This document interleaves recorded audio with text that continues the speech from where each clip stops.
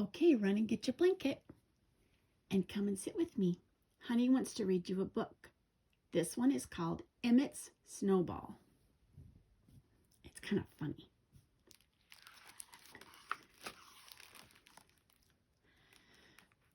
One cold winter morning, Emmett woke up early. He didn't get out of bed. He just waited and listened. I hope the whistle blows today, Emmett said to himself. When the town whistle blew, that meant snow. On snowy days, there was no school.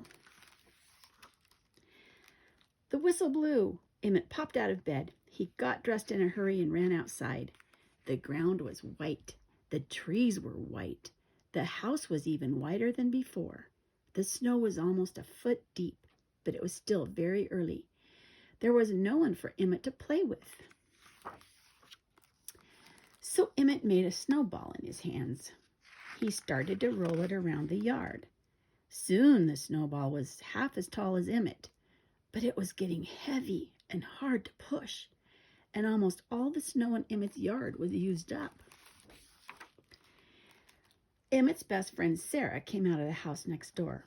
"Hey," Sarah said, "that's a pretty big snowball. Come over and help me push it," Emmett said. Emmett and Sarah pushed the snowball through Sarah's front gate and into Sarah's yard. Soon the snowball was taller than Emmett. It was almost as tall as Sarah. "We could use more help," Sarah said. Just then, Sarah's older brother Craig came out. "Big snowball," Craig said. "We want to make it bigger," said Emmett, "but it's too heavy to move." "It's not too heavy for me," Craig said.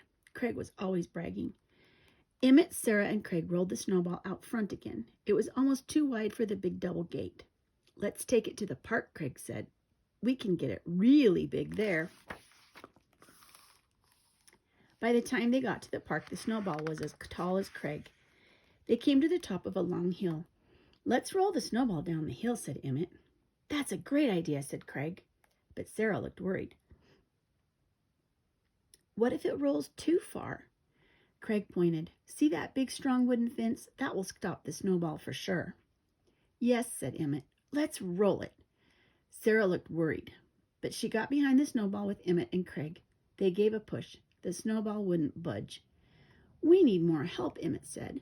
"Here comes somebody," said Sarah. A tall boy in a bright green jacket was coming across the park. "He won't help us," Craig said. "That's Danny Campbell. He's in the 8th grade. Danny Campbell walked up and put his hand on the snowball.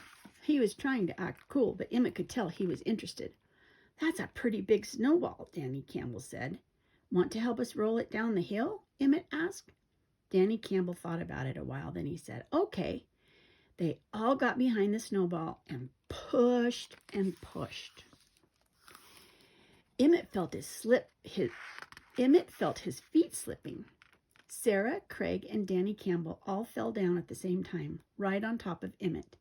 The snowball rolled away down the hill, moving faster and faster. The snowball rolled right over the big, strong wooden fence. It kept going straight for the back of Mr. Wetzel's candy store. "Oh, no," Emmett said. "Not the candy store." Mr. Wetzel looked out his back window. His round face turned white. His eyes opened wide. The snowball was rolling right at him. "He'll never let me buy M&Ms again," Emmett thought. "No more gummy bears. No more Turkish taffy." There was a loud noise. It sounded something like thump. The snowball stopped. Everything was quiet. After a moment, Mr. Wetzel came running up the hill. His face wasn't white anymore. It looked like a big, round, red M&M.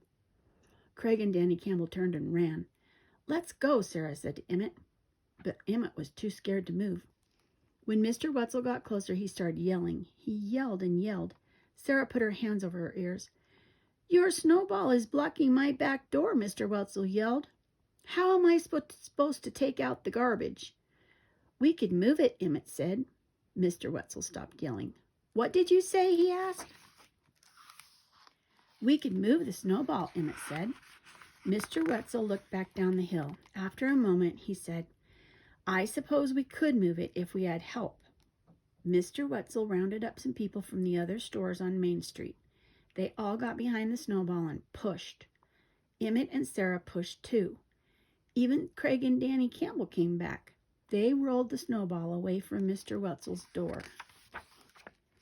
Mr. Wetzel stopped traffic while they rolled it across Main Street. When they got to the town square, they decided to roll the snowball around just a little bit more. By the time they stopped, it was twice as tall as the statue of President Millard Fillmore. "It's a world record for sure," said Craig.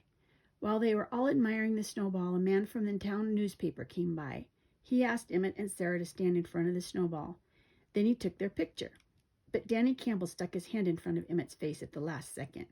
The picture was in the paper the next day. After that, the snowball was famous. People came from all the nearby towns to look at it. Mr. Wetzel sold them lots of candy. The town even put up lights so everybody could see the snowball at night. Then people started to forget about the snowball. Soon the weather got warm. The snowball began to melt. Before long, it was down to President Millard Fillmore's eyebrows, then President Millard Fillmore's knees, then the platform that President Millard Fillmore was standing on. Finally, the snowball was so small that Emmett could scoop it up in his hands.